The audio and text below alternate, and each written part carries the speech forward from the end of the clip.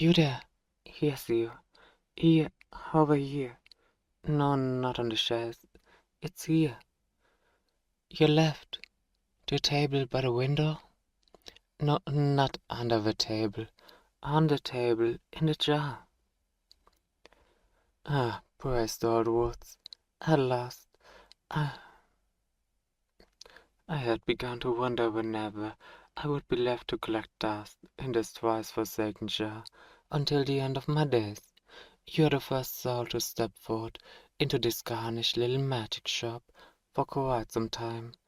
A curious state of affairs, really. One would imagine a witch with such extraordinary wares would attract more custom, though, given her disposition, perhaps not. Be that as it may, please allow me to offer my sincerest thanks. It seems a rare pleasure in these times to make the acquaintance of a human in possession of both a functioning set of ears and a conscience. Might I have your name? No. Ah, you know better than to give a fairy your true name. That alone tells me you are wiser than most of your kind. Very wise indeed. For that you have my respect. I trust then you also know that we fairies are bound by obligation. What is given must, in some form or another, be returned. A favor for a favor, such as it were. And as luck would have it, my friend, I happen to be in rather desperate need of a favor at the moment. Yes, you see, I seem to have found myself in a truly embarrassing predicament. The proprietor of this establishment, to which, as I'm sure you've surmised, managed to capture me. Of course, ordinarily, human magic would be able to bind a fairy like myself. But, well, as it so happens, much of my power has been sealed. Temporarily, it's a consequence of a certain past entanglements, shall we say. Long story short, terribly dull, not worth telling. The short of it is, I was vulnerable, helpless even, to which took advantage of that, and now I'm present here, in this blessed jar. Pray consider my plight.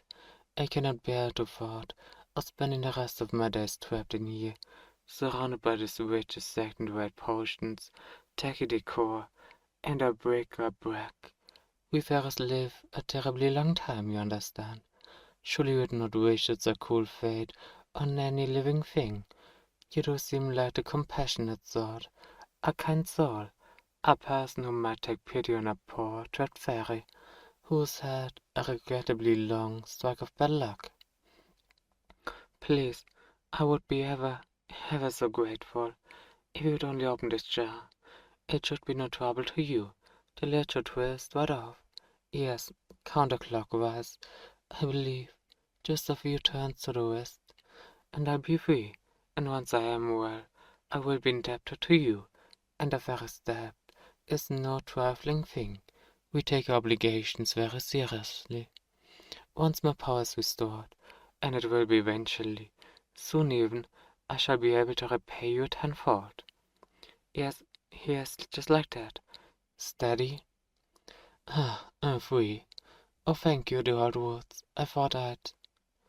Oh, oh my. Oh, you've grown small. Very small.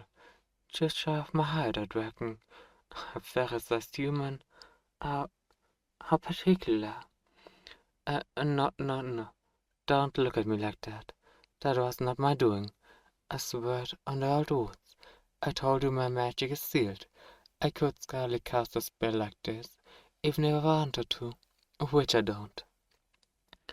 Does rather complicate things for me too, you see. And now I will admit, I may have neglected to mention the ward to which placed upon the jar, but in my defense, you did not ask, and I did not know the precise nature of it. She was not exactly forthcoming with the details of the trap she laid. All I knew was that she was rather protective of her collection, and I do imagine this prevents committees from making off with a most valuable acquisition. Yes, truly, that is rather clever when you think about it. terribly inconvenient for you, though. You have my sympathies. On her behalf, I apologize. Now you are as much a victim of her wicked schemes as I was.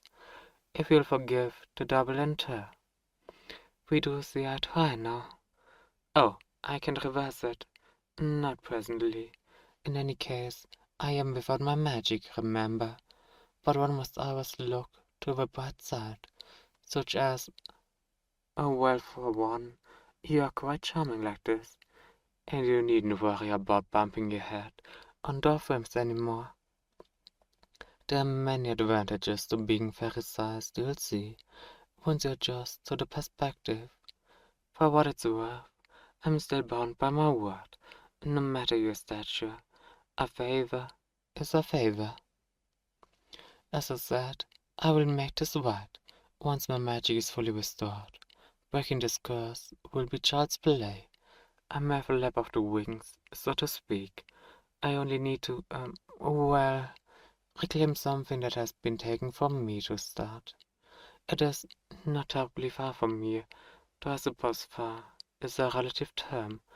What would have been a pleasant afternoon stroll at your normal size is now, well, considerably more of an undertaking. And seeing as you lack the gift of flight, the terrain will be rather more challenging for you to navigate than it will be for me. Oh, that would be her. To which we need to leave. Now come here. Alright. Stop screaming, would you? And hold tight. You are heavier than you look. Or perhaps my imprisonment has left me weaker than I would care to admit. No matter. I will not leave you to face the witch swamp.